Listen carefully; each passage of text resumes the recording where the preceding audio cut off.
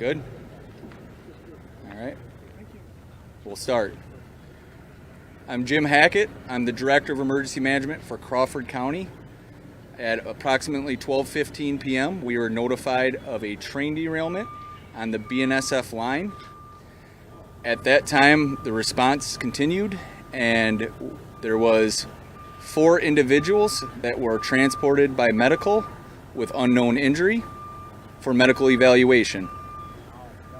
At this time, the response is no hazard to the public. There is no hazardous materials that we are concerned about for public safety. We have Vernon County Hazmat team here working with BNSF Hazmat due to the cargo that was being carried. The cargo that is being carried is batteries, oxygen, and paint. We have them with the help of the cleanup, and they're here in case the situation would take a turn.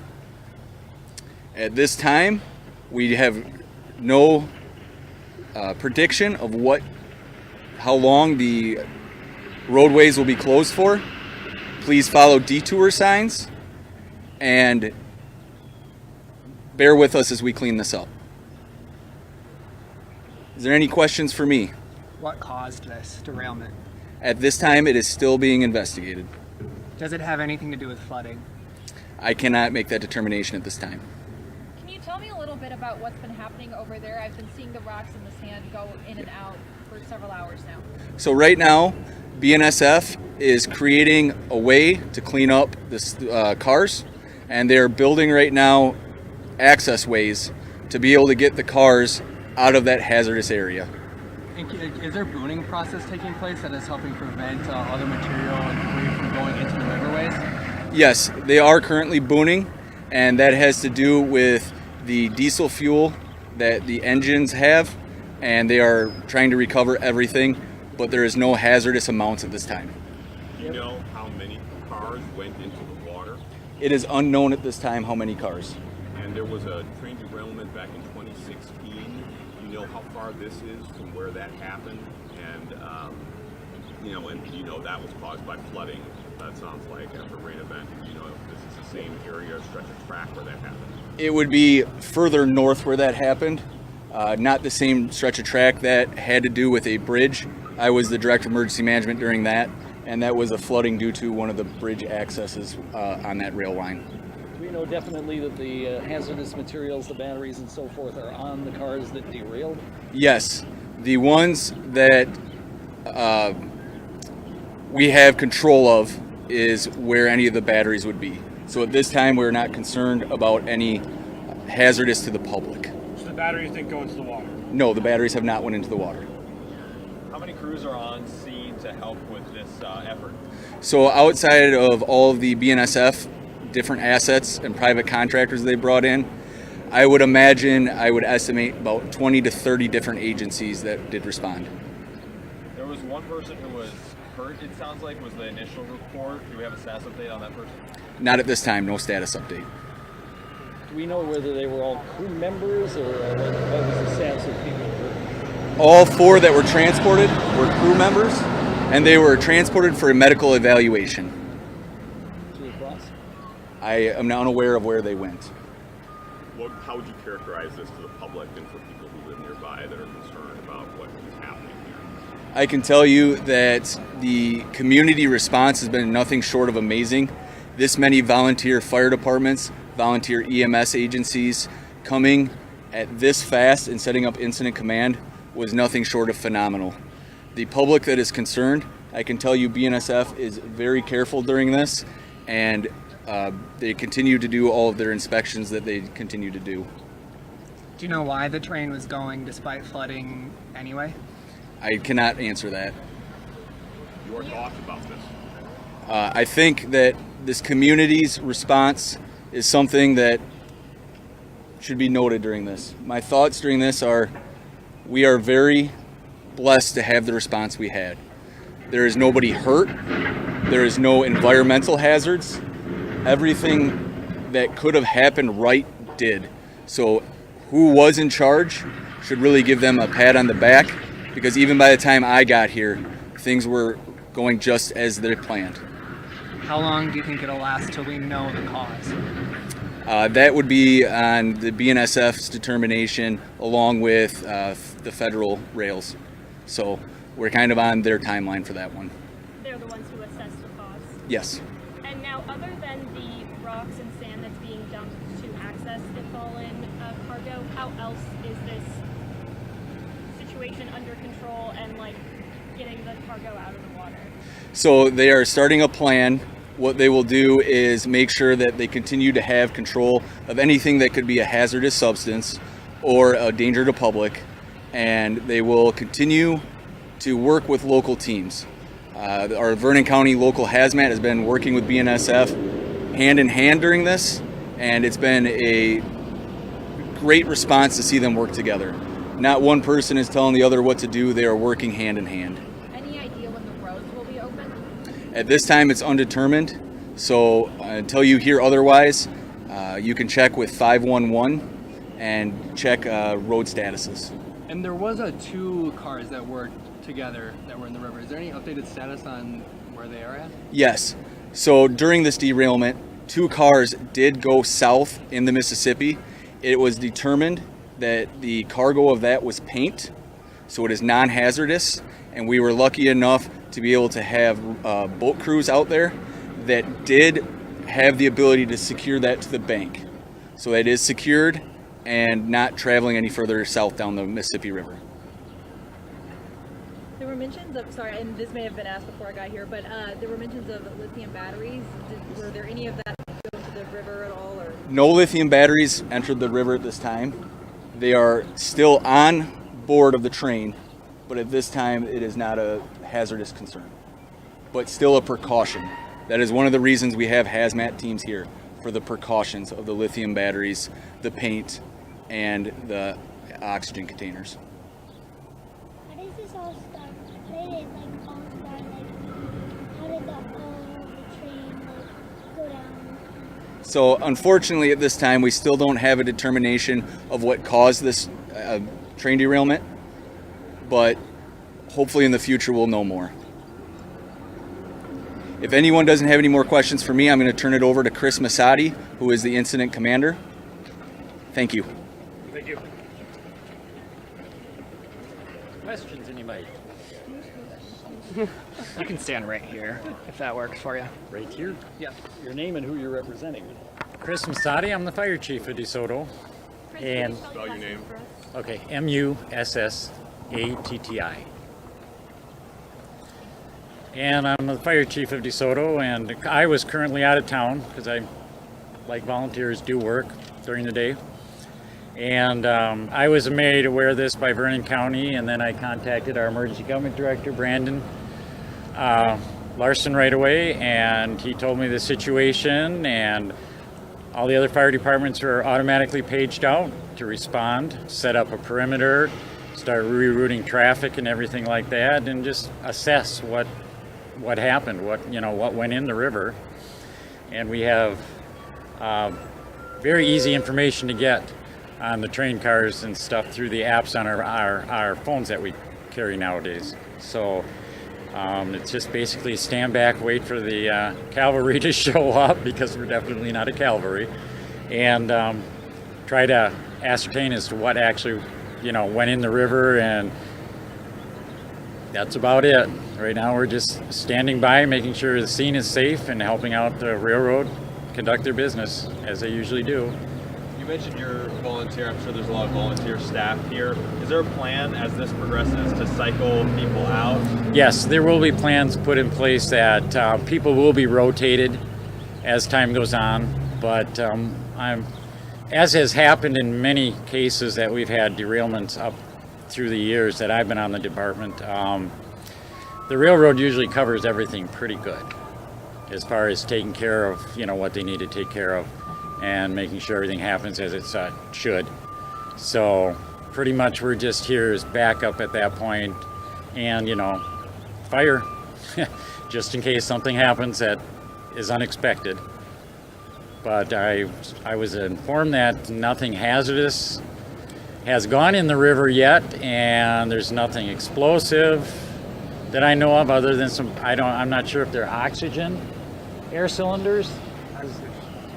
Yeah, so if they're full, that would be the only thing that we'd have to worry about explosive wise, but no threat to the public as far as that goes. Can you talk at all about what went through your mind, or talk about any concerns that you have when you get a call like this before you know what is going on? I could say it, but it's not for TV. But you can about imagine, because I drive dump truck for a living, and I was over on the other side of the river fighting the rerouting problems over there when it came over my phone and popped up, and I'm like, oh my gosh. During the day, hardly nobody around, and this has to happen, But we train as best we can with and Burlington has given us training and what to do and how to react in cases like this, so it helps a lot. What are the aspects or what are the elements that you're concerned about when you hear about a train derailment? What's actually derailed? What's in these containers? Because I know that they carry so many various chemicals, hydrocarbons, you name it, and there's no telling what actually got hurt and what didn't get hurt and what's leaking and all the things that run through your mind. Because we don't have the capacity for a major event, where we have spillage and stuff like that. We don't have nothing immediately to fight it with, and so we rely basically on Burlington to make sure they can get some equipment down here and do some mitigation, and assist us in that way, because Hazmat team is well trained. I used to be on the Hazmat team, and they're well trained to handle these hazardous material issues and stuff like that, and they know what's going on and how they have to react depending on the chemicals. In your experience down here, how many train derailments have you witnessed in this area? Probably 4. Yeah, and this is a shocker because we haven't had a train derailment here in DeSoto in probably since 90 something. It was really early. How does this compare to some of the other ones you've seen? This one's a little bit more trickier because of where it is. The other ones occurred a little bit further up the road where they had land to work with, so they could upright cars right away and things like that. And none of those had any hazardous materials that dumped either. But this one's a little bit trickier because now they have to build their platform to work off of. How much harder does the flooding make it, and was there flooding with the other ones? No, there were no floodings with the other ones. I never heard an actual cause of them, but they just derailed. And with this one here, I assumed right off the bat that it was flooding because I didn't get any information. I just got the information from dispatch. But I just did not figure this side of the river and these tracks away there were so well maintained. And they do stand, as you can see, higher than the highway. So I would believe if there was a flooding issue that caused this, we'd have problems with the roadway too. So you don't think it was flooding? I don't think so. From what I've been hearing so far, no, I don't think it was flooding. So as someone who kind of came later to that party, how do you feel that your teams and your crews kind of did in this response? They worked really well together. They did. All 3 departments responded quickly and did what they were supposed to do, what we trained for, the best we can. Like I said, the lack of manpower during the day really hurts a little bit, but as long as we can pool the departments and get them together, we have numbers to work with. Do you expect crews to work through the night? Yes. It's going to be a major undertaking to build all those roads, get the material to build all them roads and platform areas for them to work off of. And where's that material coming from? Well, currently, the rock they've been hauling in for the last couple hours is coming from the Pedretti Quarry on Highway 56 above Genoa. And once that's depleted, I don't know. We've hauled it as far as from Holman, Wisconsin for other railroad incidents of this type, back when we had our flash flooding. So it can come from any quarry, anywhere. It all depends on who's got the rock that they require, because it just can't be, any size rock. They have a pretty good idea what they need for the heavy equipment they're going to deploy. Can you walk us through how they are doing that and how they're using that What do you mean? Pardon? About how they're using the quarry material and what are they doing over here? What are they doing tonight? What they're doing right now is they're bringing rock in by dump truck, and they're, like they said, they're private contractors calling whoever they can, and they start from the road's edge and start dumping, and slowly dump a little more, push it out with a dozer, and dump a little more and push it out with a dozer until finally they reach their destination, and you've got a new road. How much damage to the track? It doesn't look like a whole lot of damage to the track from what I have seen.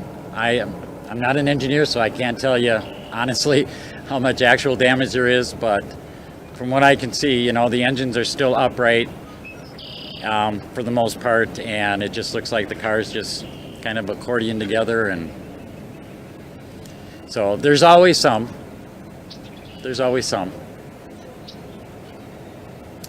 And I want to just mention too that Craig Thompson, the Wisconsin Secretary of Transportation, is here with us too.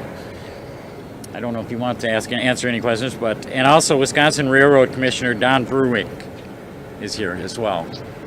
They were on the scene pretty quick as well too, and everybody's coming from so far away.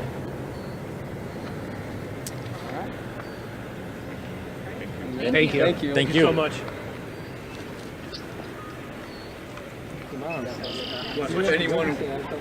We do have our hazmat lead here if anyone has questions for him. Otherwise, that's what I got for you guys. Does anyone want to hear from the hazmat lead?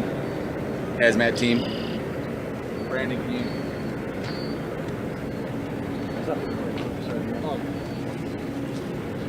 Long time no see. Yeah. Do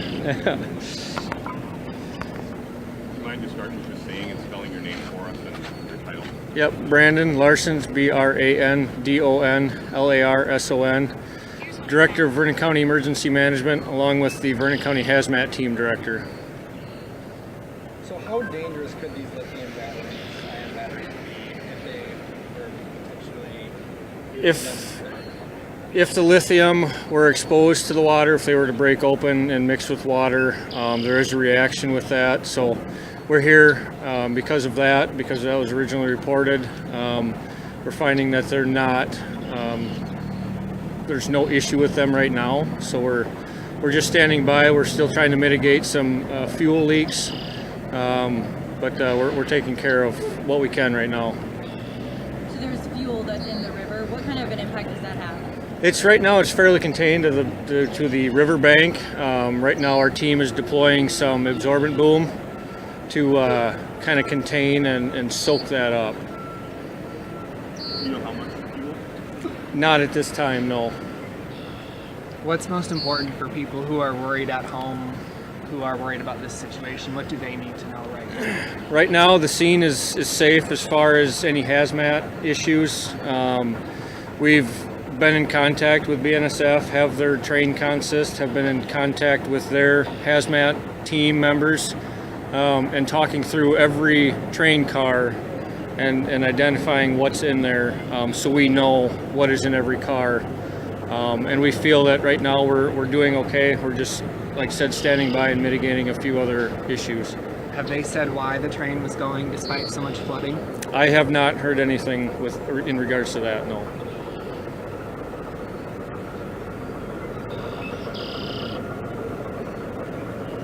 Claire. Yes, thank you.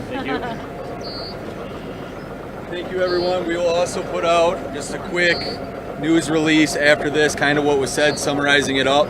And if it were determined that anything changes and it develops, we'll set up another news conference, and we would have it at the same location. So just watch your emails, watch our Facebook page. We always put it out on our Facebook page. I know some of you guys aren't local. It's just Crawford County Emergency Management. Our PIO always puts it out on there, so make sure you're looking for follow-up.